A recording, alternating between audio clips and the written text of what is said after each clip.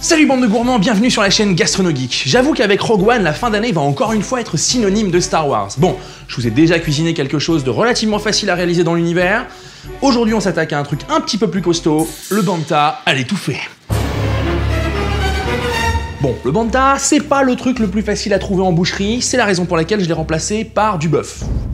Qui, le plus souvent, est de la vache, d'ailleurs. Bref, on s'en fout, aujourd'hui on cuisine du banta mijoté, galactique, et j'espère que vous êtes prêts parce que c'est parti. Le banta à l'étouffée est une version revisitée du banta rump, un plat originaire de Kashyyyk, la planète natale des Wookiees. On t'a pas sonné, Chico. Il en est fait mention dans le Star Wars Holiday Special, un ovni, que dis-je, une pépite télévisuelle venue de l'univers étendu de la Guerre des Étoiles.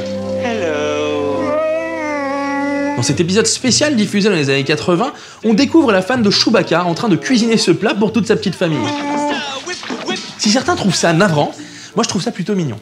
Bon, trêve de billevesée, passons à la cuisine, et pour réaliser cette recette, vous aurez besoin de 300 g de joues de bœuf, 300 g de paleron, 200 g de plat de côte de bœuf, 3 litres d'eau à température ambiante, 4 poireaux, 4 carottes, 4 navets, là on a même des boules d'or si c'est pas cool ça, 12 pommes de terre à chair ferme, un panais, un oignon, un tout petit clou de girofle, là le petit truc qu'elle a, là, voilà.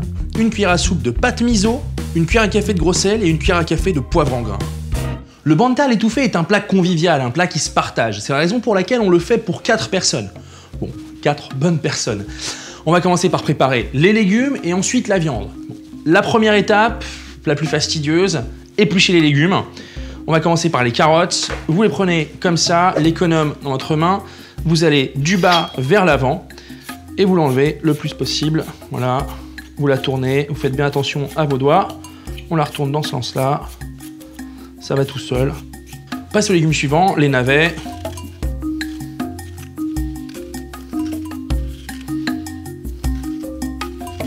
On passe au panais. Donc là, on y va doucement. L'idée, c'est de ne pas gaspiller. Donc on essaye vraiment d'en récupérer le plus possible. Comme vous pouvez le voir, ça va super vite. C'est assez simple. Voilà. Gardez votre économe en main. On passe aux pommes de terre. C'est parti. Là, il n'y a pas de règle. Là, j'utilise de la charlotte. C'est les pommes de terre à la peau fine et à la chair fraîche qui tiennent parfaitement à la cuisson, à l'eau et à la vapeur. Je vais passer à l'oignon, que je vais éplucher grossièrement. On s'embête pas avec l'oignon, hein. Le but c'est vraiment de le mettre dans le bouillon et qui sert plus de garniture aromatique, hein. On va pas le travailler par la suite.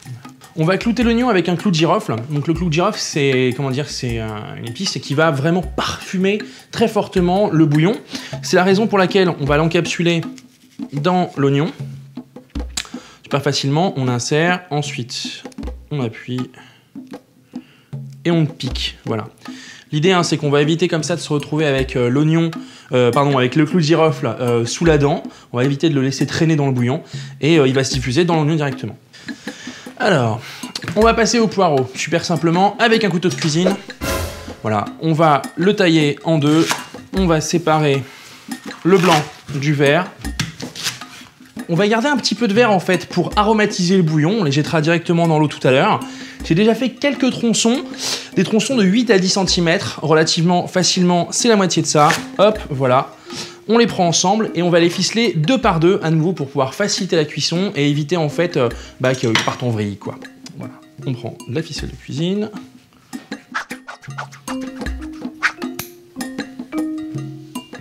L'idée est de travailler sur l'esthétisme du plat. C'est pourquoi on va couper les légumes de manière différente. En gros, ils cuiront plus facilement et leur goût se diffusera mieux dans le bouillon.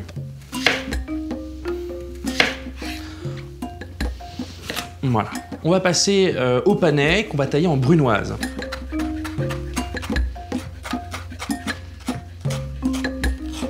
L'important de cette recette va être de faire mijoter le bœuf dans un bouillon qui viendra le nourrir en saveur. Mais comme on veut garder le goût précis de certains aliments, on va les faire cuire dans des casseroles d'eau séparées. Donc vous allez porter 3 casseroles d'eau à ébullition.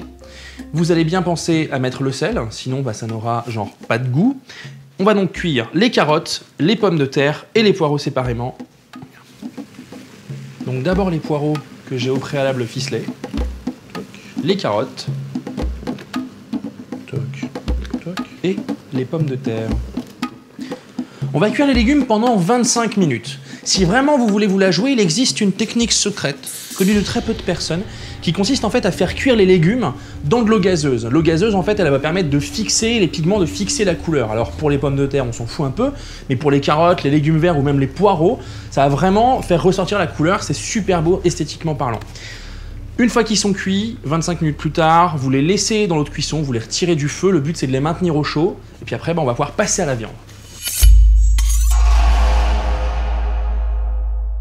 Pour les habitués du pot-au-feu, généralement on utilise 3 types de viande, donc le plat de côte, le paleron et la macreuse. Moi j'aime à remplacer la macreuse par de la joue de bœuf. Plat de côte, paleron, joue de bœuf. Parce que c'est une viande super tendre et qui convient parfaitement à la cuisine mijotée.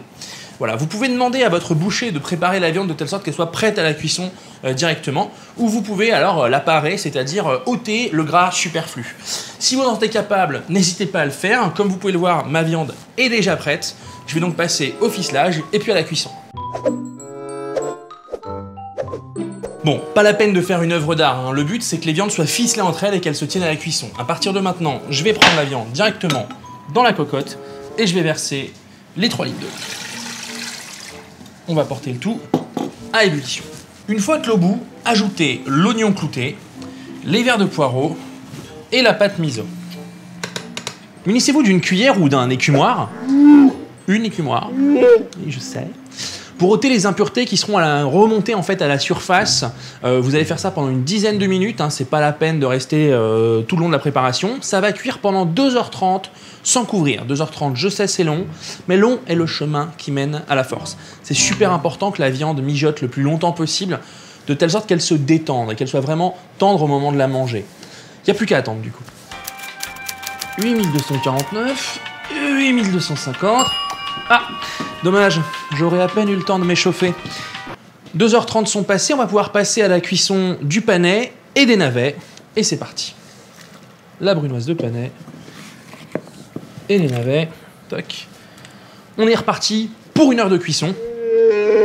Mais ça va, moi aussi j'ai les crocs, oui. C'est marrant, lui. 11 645, 11 646. Ah, voilà. Et ben voilà. C'est cuit, on va pouvoir récupérer la viande qu'on découpera par la suite pour le dressage. Alors, j'ai déjà égoutté mes légumes, j'ai sorti il y a quelques instants la viande de la casserole et j'ai filtré le bouillon. Donc là, on est parfaitement prêt à dresser, on va pouvoir commencer. Je vais utiliser les légumes qui ont totalement réduit au fond de la casserole comme base dans ma cocotte. Et après, je vais disposer les éléments. On y va. Voilà, ça va me servir de base. Donc.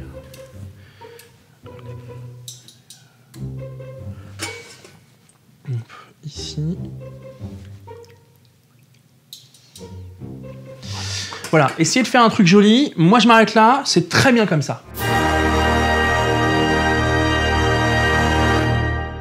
Bon bah voilà, c'était pas si compliqué. En général, on réserve ce genre de recettes un petit peu longues pour les repas à plusieurs, hein, quitte à se prendre la tête quelques heures, autant que ce soit pour un moment de plaisir partagé. De plaisir partagé, j'ai dit. Eh bah tu partages. Bon, j'espère que la recette vous aura plu. Pensez à vous abonner. Vous pouvez retrouver toutes mes recettes Star Wars dans mon nouveau livre Star Wars Cantina. En attendant, moi je vais grailler et je vous dis à la prochaine.